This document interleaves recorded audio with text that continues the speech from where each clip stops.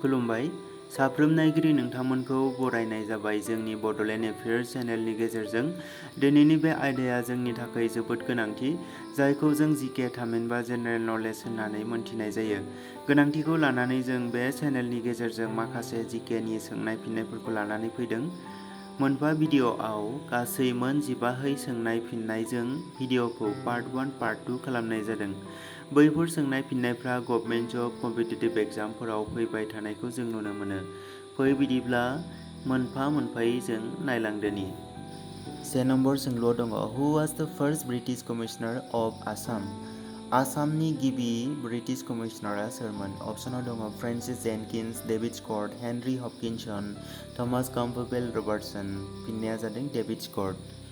2 नं सोंलुआ जादों हु was the first Indian governor of Assam? आसामनि गिबिसिन भारतीय गभर्नरआ सोर? अप्शनाव दङ श्री प्रकाशा, जयराम दाउलत राम, फाजल आली, मोहम्मद सालेह आकबर हायदारी। फिननाया जादों मोहम्मद सालेह आकबर हायदारी। 3 नम्बर सोंलुआ जादों हु विन्स द 2017 भुपेन हाजरिका एवार्ड?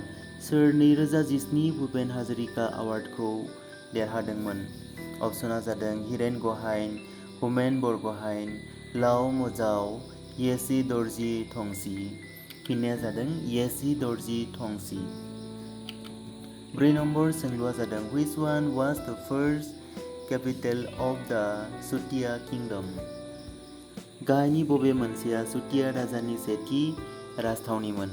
अप्शना जादों शदिया, विश्वनाथ, रत्नापुर, स्वर्णागिरि। फिननाया जादों स्वर्णागिरि। 5 नम्बर सोंलुआ जादों इन which year the Kachari kingdom was annexed by British?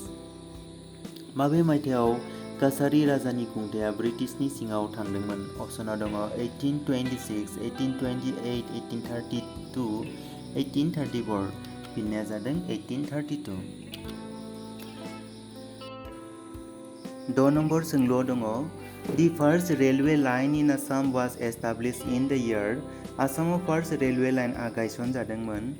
अप्शनाव दङ 1879, 1880, 1881, 1882। फिननाया जाबाय 1881। 7 नम्बर सोंलु the Digboi refinery was set up at Digboi by Assam oil company LTD in the year? Digboi रिफाइनारिया आसाम अइल कम्पानि लिमिटेडजों दिगबयआव गायसनजादोंमोन। अप्शनाव दङ 1895, 1899, 1901, 1903। फिननाया जाबाय 1901। 9 नम्बर सोंलु in which year Anwara Timur becomes Assam's first and only female chief minister? माबे मायथाइयाव अनवरा तैमुरआ आसामनि फार्स्ट आरो सासेल' आइजो चीफ मिनिस्टार जादोंमोन?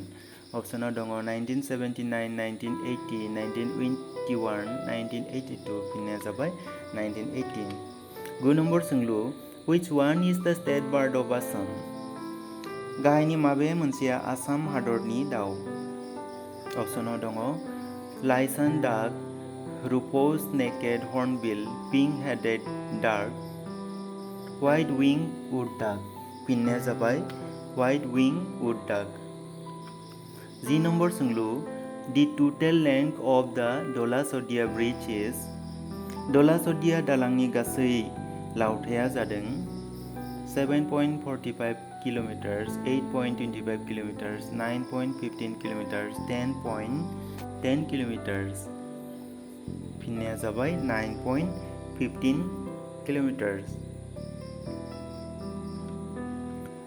11 नम्बर सोंलु हु इज known as the father of Assamese prose literature? सोरखौ एसामिस रायथाइ थुनलाइनि बिफा होननानै मोनथिनाय जायो? अप्शनाव दङ भट्टादेवा, शंकरदेव, अनिरुद्धदेव, माधवदेव। फिननाया जाबाय भट्टादेवा। 12 नम्बर सोंलुआ जाबाय which day will be observed as rhino' day in Assam? आसामाव माबे दिनखौ राइन' डे गान्दा डे हिसाबै फालियो? अप्शनाव दङ 3 जुलाइ, 19 आगस्ट, 22 सेप्टेम्बर, 29 अक्ट'बर। फिननाया जाबाय 22 सेप्टेम्बर। 13 नम्बर सोंलु Which one is the highest peak in Assam? अपसनाव दङ नीलाचल पिक, लाइकी पिक, पाटकाई पिक, कान्डुली पिक। फिननाया जाबाय लाइकी पिक। 14 नम्बर सोंलु Which one is the highest mountain range in Assam?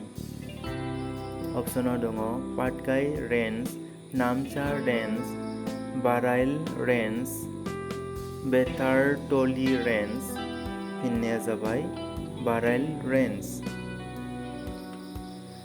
15 number सोंलु Total number of World Heritage Sites in Assam is?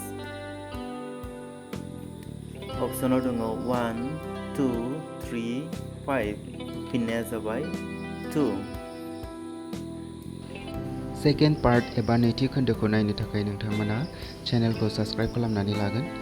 जुदि नोंथांमोना भिडिअखौ मोजां मोनोब्ला लाइक एन्ड शेयार खालामगोन होननानै आसा थाबाय आरो बेजों लोगोसे बेल आइकनखौ थुनानै होगोन।